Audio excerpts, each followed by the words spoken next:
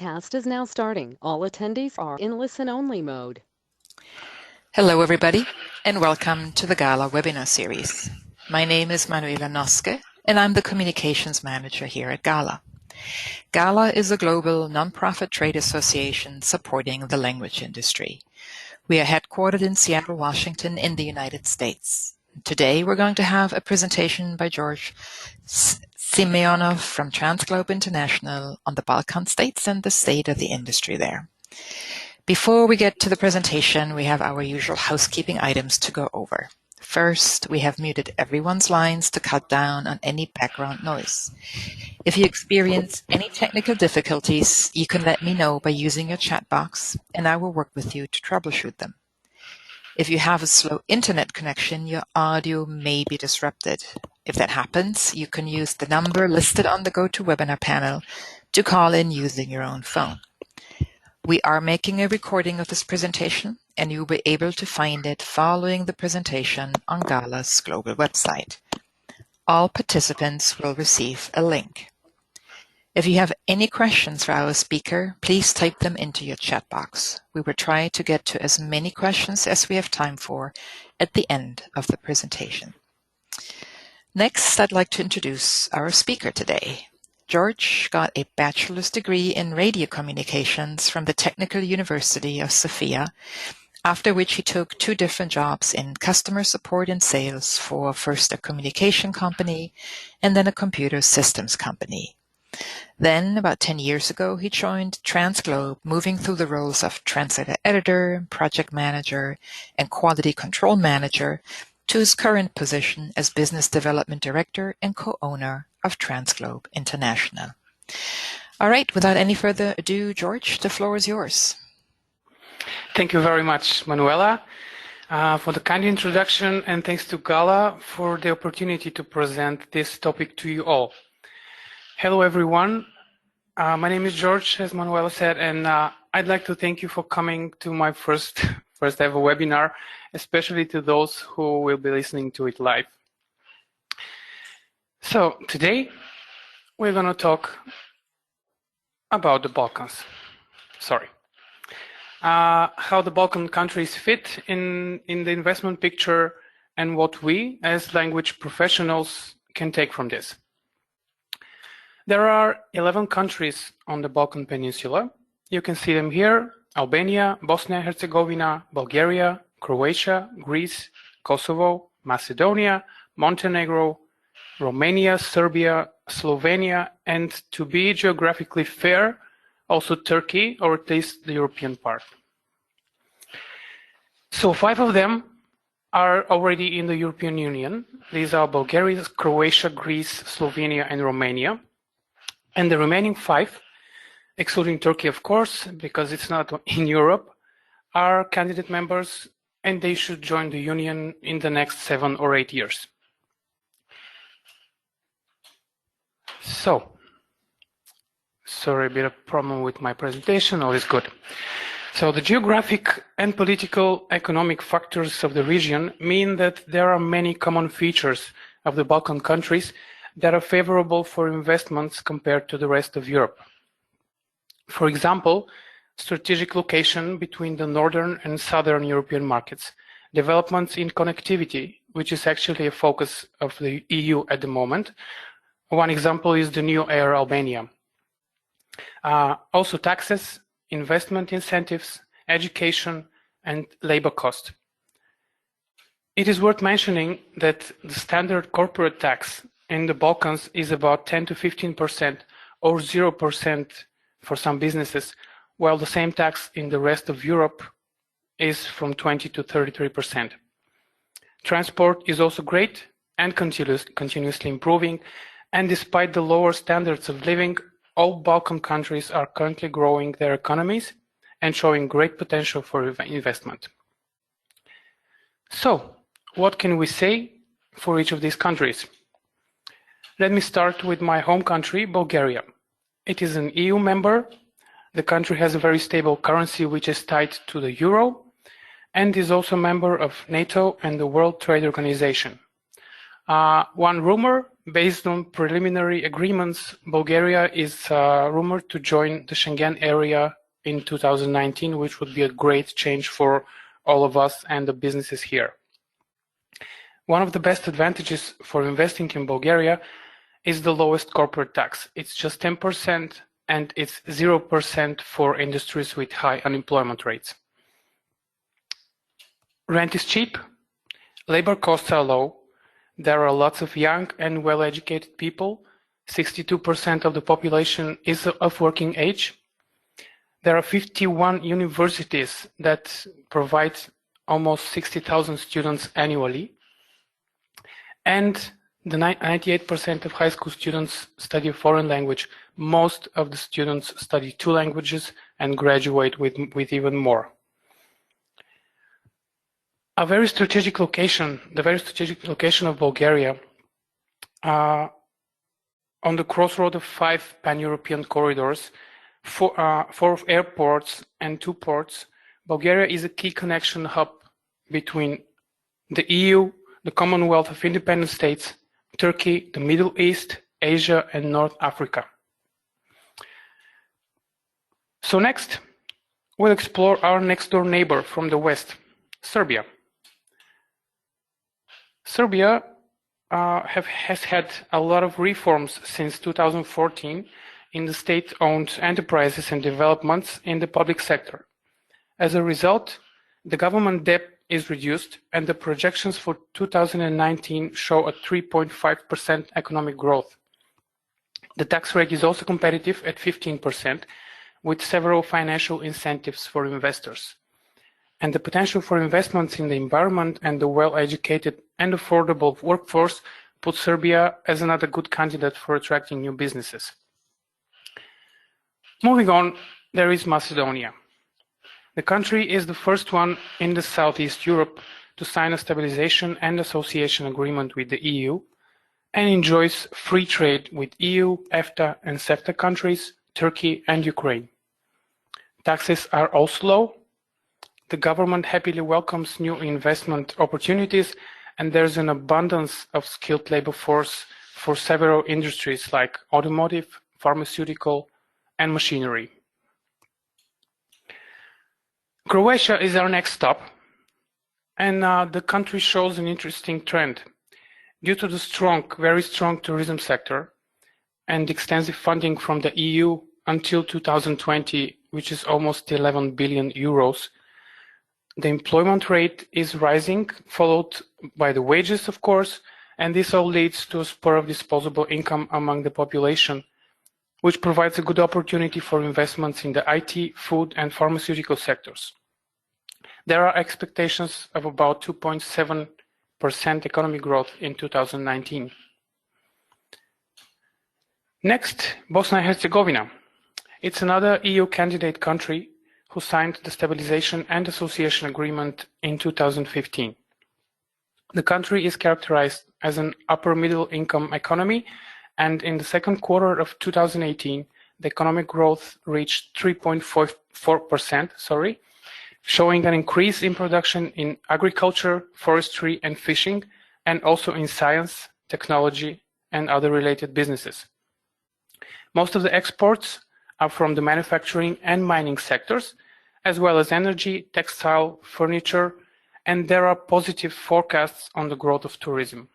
It's a really beautiful country. I don't know if you have been there. I have driven through there. So let's continue to Kosovo.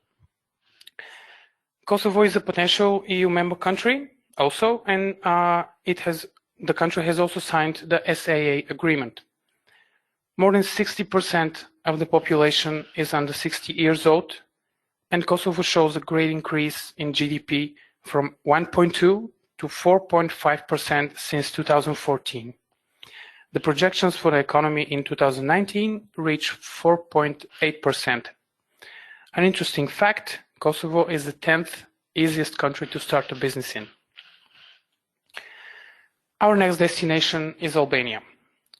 With a really large percentage of the population being young and well educated, and with its competitive tax policies, Albania is a good place for investments in the agriculture sector, IT, tourism, mining, and manufacturing. The country has 3 free economic zones, which can help grow businesses, and also access to almost 650 million euros of funding from the European Union.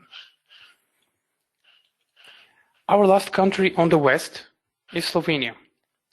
Being this close to Western Europe has surely had an impact on Slovenia's economy, and 2/3 of its trade is with the European Union markets. Unemployment is very low at 5%, and the economy is growing steadily at almost 3%. Infrastructure is well developed, the population is well educated, and the top industries are automotive, pharmaceuticals, oil, and transport. Moving back east, we come to Romania, Bulgaria's northern neighbor.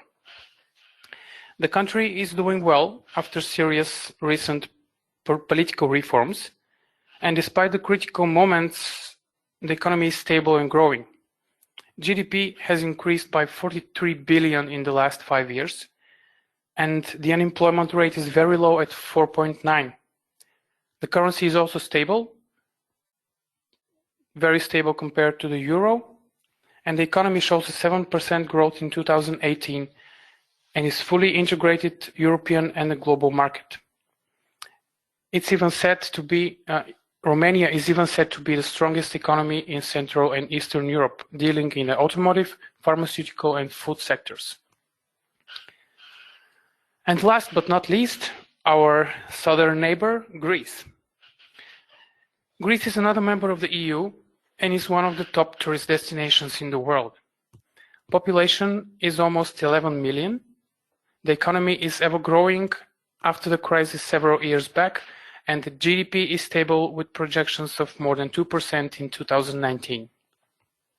Another fact worth mentioning is the current interest of China with the Piraeus port near Athens under the One Belt, One Road initiative to create the new Silk Road, which will go from the Mediterranean to the entire European Union by upgrading harbors, airports, roads, and rail across the Balkans. With a very highly educated workforce and dynamic services sector, Greece is a great place to start a new business. So, what does all this mean for the language industry?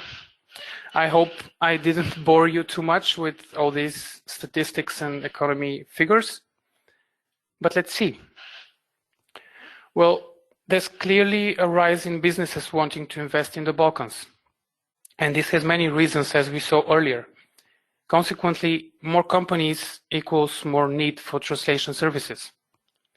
Also, opening a business in a new market requires a lot of local knowledge in order to expand, which is something that we, LSPs, are really good at. And there's even the option for larger multinational LSPs to establish their branches or hubs in the region because it's much cheaper. And investments here are really well incentivized. So to summarize, investment in the Balkans is a good idea because all countries are strategically located. All trade is growing. Local economies are really stable and growing after really hard periods, I might say, for basically all of the countries in the region. And there's an increased need for Balkan LSPs. Furthermore, there are several benefits that localization can bring to the investment table. To name a few, localization can increase market share. It does allow businesses to get ahead of their competitors, improves ranking, and makes it possible for companies to go global. And with this, I'd like to thank you very much for listening. I hope this is a bit clearer for you now, and I'm open to your questions and maybe a short discussion. Thank you, George. There's a few questions that we have. I thought maybe we could start off by you explaining to our American audience what the Schengen area actually is. You called it out, but I don't think you explained what it means. Sorry about that. Okay, so the Schengen area, I'm sorry if I'm not really, if I don't explain it really well, but it's an area including most of the countries in the EU. where the borders are practically removed. So you can just drive your car between, if we go there, between actually Romania and Serbia are not there. So when you go to the Schengen area, you just go through the borders like there's no border, like it's one big country. And it really helps with trade, of course, mostly, but it's also really, really good for normal people like us who just want to travel easily, really easily. Yeah, it's the open borders. Oh, thank you. Thanks for that. Open borders. Yeah. So I'll ask you a tough question. The Balkan region is a region that is unfortunately known for political instability. There's both the recent past after the decline of Yugoslavia, but also the Balkan Wars at the beginning of the last century that has given the word Balkan an almost negative connotation, right? How can you convince people to take another look at this region and really see that there is potential here to invest in the different countries that you have called out? I mean, what has changed that should entice somebody to want to invest? Okay, so first of all, I think the wars are a bit too far away to be bothered by them, because wars have been everywhere the last century, at the beginning of the last century, and it's really something that I hope each of us knows not to do anymore. But this is not up to us, of course.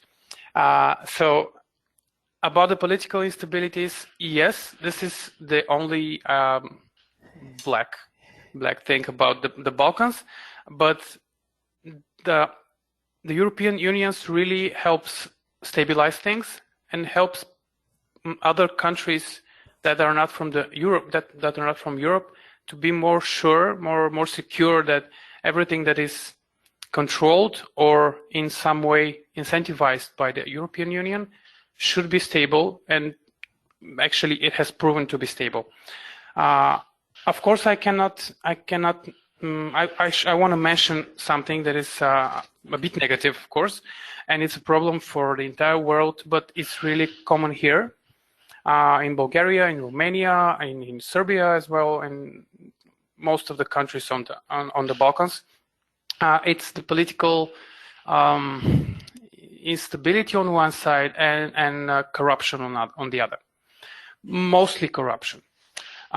This is, of course, not a good thing to say, but what I've seen and what I know is that for outside investors, this is not a matter. So nobody should be concerned with this if they're bringing business to the country.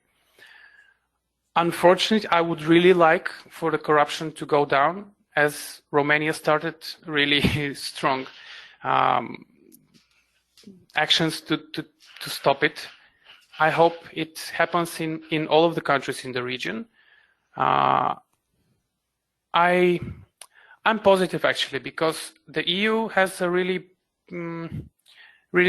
strong measures against countries that don't play by its rules.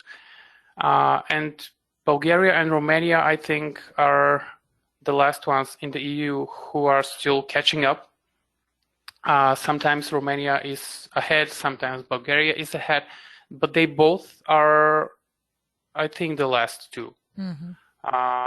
And they are the most recent members. So on one side it's normal, on another it's a really long period for Bulgaria, at least since 1999, to try and get back on its feet after, maybe you know, maybe you don't know, but the previous times with the Soviet Union and etc. But I must say, because I was born in 1982, so I know basically all the periods that have been. Now the situation is really good, and I can say this for almost all the countries in the region, as I've been there. Serbia is really well, exceptional transport, better than Bulgaria, I might say. I don't have to talk about Greece because, you know, despite the crisis, it's a really good economy and a rich country. basically Slovenia and Greece, I think, are the top of the Balkan economy-wise and GDP-wise. Yeah, so this is for the negative part. Of course, it exists. I know that for businesses and for investors, it's a negligible thing. And just to add to this, Greece also has a number of really reputable large LSPs already, right? Yeah. So it's quite stable. Yeah. So it is, you know, which industries do you think offer the best investment opportunities in the particular region? So what are the strength of the different countries? Okay, let me go back a bit. So, do you have any in particular, or should I just? Well, let's start with Bulgaria, which is your home. Yeah. Yeah. So in Bulgaria, there's an uprise in IT and programming, as well as machinery and services as well. There are lots and lots of call centers opened all the time here, and this actually incentivizes people to learn languages because most of these companies want 2 or 3 or more foreign languages, and it's easy to find people with such skills here. I don't know why it's a good thing, but I don't know why here many people learn many foreign languages. Not like me, because I only know English and Bulgarian. But for Bulgaria, this is a really big piece. And software development, software testing, it's a really good place for investment. And you also mentioned that tourism industry is strong in several of the different countries, right? Yeah, and I must say Bulgaria is also one of them because we have good shore on the Black Sea. And also our mountains you have to see them. Same as in Croatia, same as in Bosnia. They are really, really beautiful places. I don't know, I'm not so sure, but I think almost 100% sure that one of the seasons or many of the seasons of Game of Thrones have been filmed in Croatia. Yes. Yeah. So tourism is a great thing here. Greece, of course, everybody knows about Greece. So yeah, mountain tourism and sea tourism is really, really big here. So the other ones, automotive is almost everywhere. I think this includes auto parts mostly. And Romania has, of course, Dacia. I don't know if you know, but it's a Renault subsidiary. They are really good with cars and a really big market, I think, especially for localization companies. It should be a really good place. Same thing for Turkey. I didn't cover them because they are not in the EU and they're not European country, but they also have automotive industry. So let's go to Croatia. Croatia is also strong in the IT and also in the food and pharmaceutical sectors. I really cannot say more without checking something first. But this could also be said about Macedonia, automotive, pharmaceutical, and also machinery. Mining is an industry that is pronounced in Bulgaria and also in Albania, I think. Yeah, in Albania. And Slovenia is also famous for industries, for the oil and transport industries, as well as automotive and pharmaceuticals. I must say that automotive and pharmaceuticals and in the medical sector is also really strong in the entire region. Yep. And then I can confirm this from our work. I mean, we often get questions or people want offers for automotive translations, for technical translations, for the Balkan languages. Mm-hmm. Yep. Yeah. Thanks for that overview.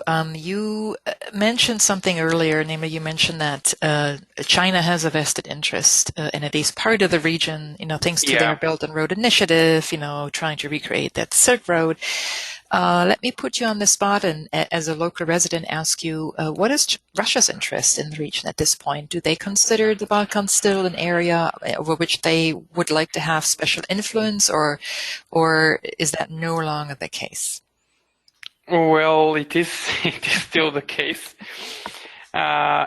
especially in the post-Soviet countries like Bulgaria and like Yugoslavia was, now Serbia, Macedonia, Kosovo are there, and Russia is really big on the gas. I'm sure you know that, and it does meddle in the politics of the countries. I know about Bulgaria for sure. I'm really not sure. I can almost be positive that it doesn't concern Greece. Yeah. Mm-hmm. Yeah.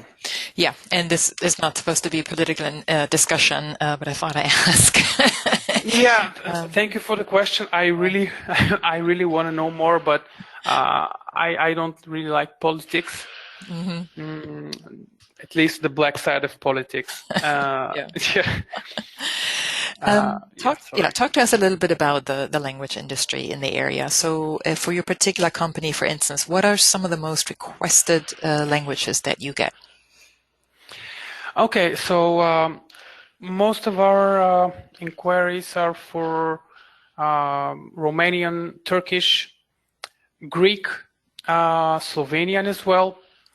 And there's a lot of Macedonian to Bulgarian, which is not really a translation. It's called adaptation because the languages are 99% the same. But yeah, mostly if this is from English into Romanian, Turkish, Greek, Slovenian, and Croatian, I must say. Mm-hmm. Yeah, but this is the top 5, and the others are not really far behind. Mm-hmm. And what about skilled translators? How would you compare the translators who offer these language pairs in terms of their understanding of technology, tools, just the ecosystem that they work in? How do you think that compares to some of the more standard language pairs like English to French, English to German, and so on? Yeah. Okay, so basically, I can say for Bulgaria first because it's a really, it was an interesting fact to learn. But in Bulgaria, there are still many translators who still use Word for translation, and surprisingly, there are ones who even refuse to learn to use CAT tools. Mm-hmm. But these, of course, are translators who are a bit older. They know how to work with older technologies, and they don't want to work new ones. But we see that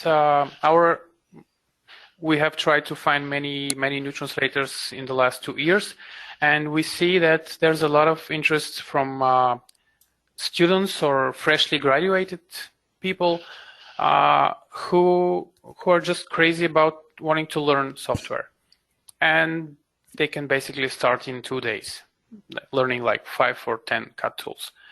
So this is the positive side. We don't really experience any difficulties finding translators for Bulgarian, and finding translators for the other Balkan languages, I must say, is if not the same, it's a bit easier. Mm-hmm. Are there? They all know. Yeah, they all know CAT tools. Mm-hmm. At least where we look for them, because yeah, I don't know. Online, everybody knows. Mm-hmm, mm-hmm. Sure. Are there institutions that regulate these languages? It's probably different from country to country. But like for Bulgaria, for instance, is there an academy that regulates and standardizes the language, or is that not the case? The language like a language, not in localization, right? The language as the language, yeah, like as it's used in publications. Mm-hmm. Well, yeah, we have it's the Bulgarian Academy of Sciences. It is responsible for all changes in the language. We have noticed that there's not a lot of movement, and there are some changes needed, I think.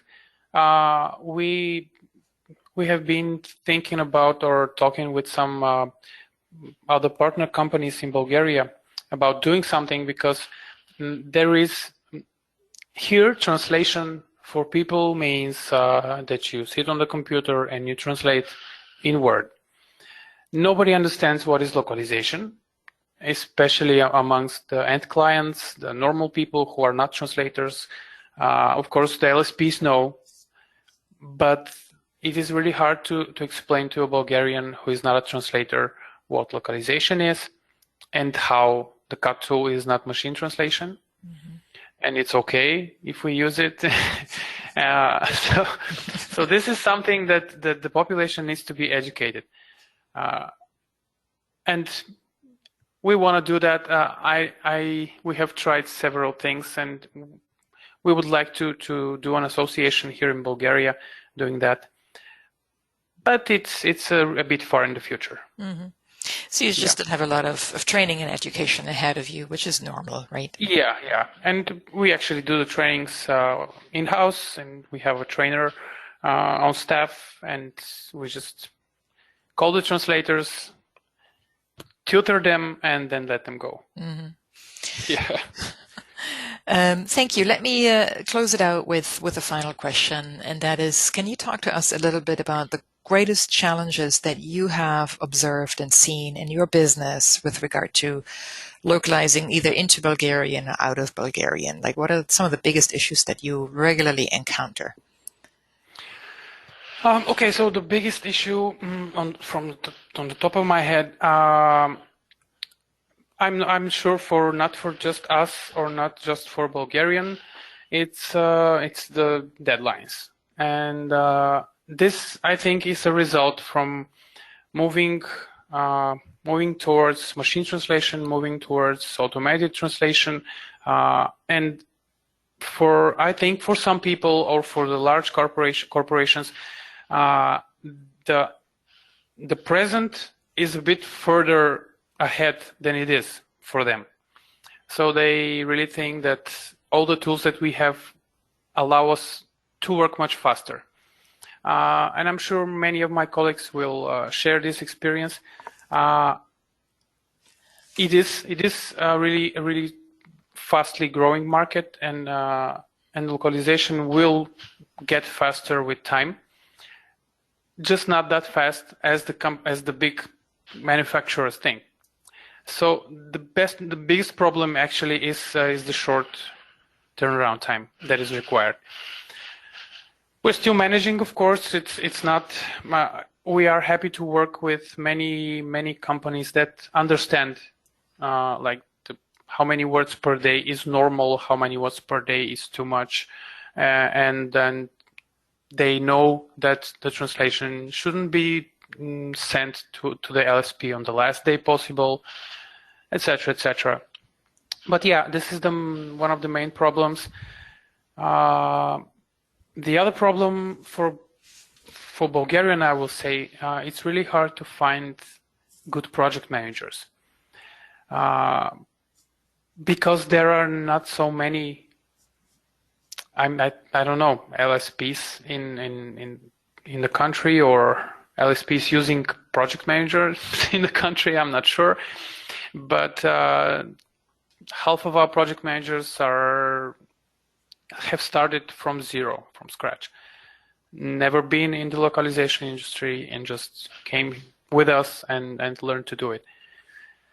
A good news is that with more companies coming, there are some good resources, and you can find now project managers, but it's really hard to find good ones. Yeah. And also editors. This is a really hard one, and it's a combination. It's hard to find people that are willing to do this job. Like, a really dynamical job of a reviewer with CAD tools. And it's really hard to find good ones. Yeah, and it is a concern that we actually hear from a lot of LSPs, not just in the Balkan region, but also elsewhere. It's that what we call the global talent gap, right? And that people, enter into companies with minimum knowledge, or they get hired out of a program and still don't seem to be bringing the skills that the business really requires. So that is going to be a focus of GALA going forward. What can we do to help bridge that particular gap? So it's interesting to hear you say that. That brings me to the end of the questions that we've had. Just wanted to thank you again for sharing that overview over the Balkan region with us. It's been interesting. Thank you as well. And thank you for the chat, George. Thanks as well. I didn't know how much I was going to be of help. I hope I have said some things that could that have been interesting to people and sounded logical, I guess. I think you've given us an honest assessment, which is great, right, of the region. And I can do that. Yes, and I think that's really what's needed, right? So thank you again for doing that, and thank you to all of our participants for joining us today. Our survey is up again in case you were at the last webinar. It was down. It is up, and you will be getting it at the end of this webinar. If you could just give us a couple of your minutes of time to provide us feedback on today's session using that post-event survey, we would appreciate it because your perspectives help us to continue to refine our webinar program.